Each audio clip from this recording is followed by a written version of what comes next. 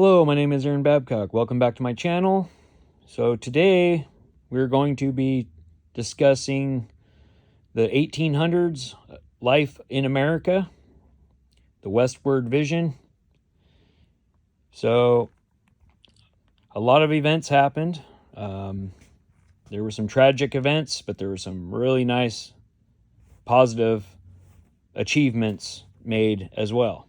So we have Lewis and Clark. As you know, Thomas Jefferson sent them westward, and that's another book on those guys. The opening of the American West. This journal, I apologize for the Raiders background. The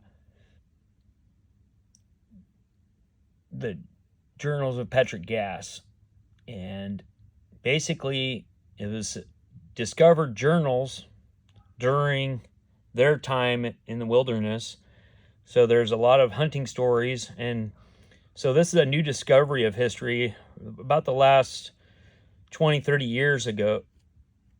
Recently they just found his journals. So he was a sergeant, and he has a lot of interesting hunting stories for all the people that like to hunt. And we have across the wide Missouri, the discovery of the Miller collection. My ancestors actually went through Missouri, the Gibbs and the Millers. There was large families of those two. They ended up at the Oregon coast line. But there was a lot of paintings of Native Americans, and that collection comes to light for art. And we have the story of the Wild West. We have books on Custer and what it was like during that time. Wild Bill, the gunfighters. We've got the Alamo, and that was a major event in American history. I have a large war history. I wasn't going to go over all the wars of America all in one video. That's a lot of books. But the Alamo was a siege, and there were civilians that lived there.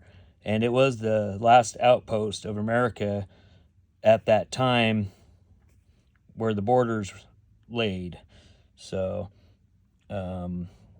there's this guy, he's a Fox News guy. He wrote a book. I can't remember how I got this book, but I got it. The Alamo Adventures. This one, All Roads Lead to the Alamo.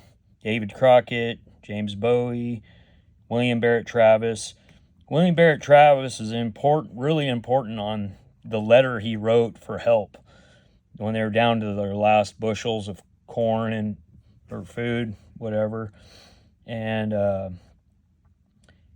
anyway, you know, when people say history's boring and you start reading a history, you almost have an attitude like, yeah, without interest, but you're just learning, so you're kind of blah about reading. And then when you get to the letters, it just kind of opens your mind up, and it really relates to how you feel inside. Your empathy kicks in from the boredom to really understanding what they were going through. When you went through a tough time in life and they went through a tough time, it really comes to light. And that's when you really get interested in their American history, when you can really relate to the person you're reading about and you can empathize with them. And it's really awesome. So, and even critical thinkers, considerate ones, can just kind of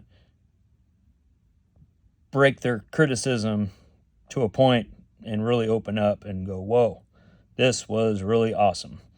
So moving on, I have an old early 1900s book on Sam Houston.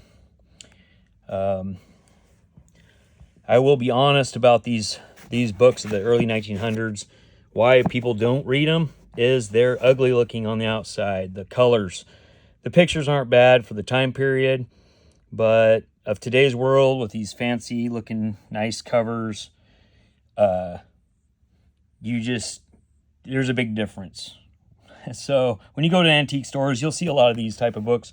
Most of them are fiction, and fiction's great. The stories are all awesome, but you will be deceived by the covers why people don't read them.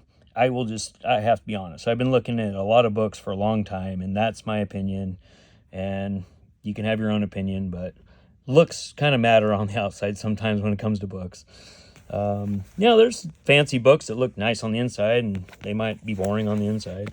But moving on, Louisiana Purchase. Okay, so this was 1803, 1898. It was the central area of the United States. It was bought, I believe, about $15 million. And from the French, Napoleon wanted to pay for war, so he sold it at that price.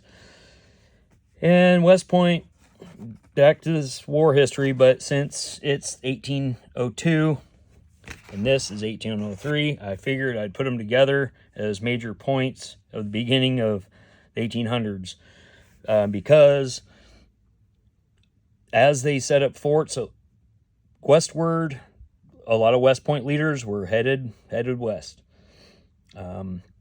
And we had, the Mexican War in the 1800s, and then the Civil War. So anyway, that is a lot of Western gunfighter, explorers, and heroes type books. And Daniel Boone, he had great adventures. Jim Bridger is another one, a lot like Daniel Boone.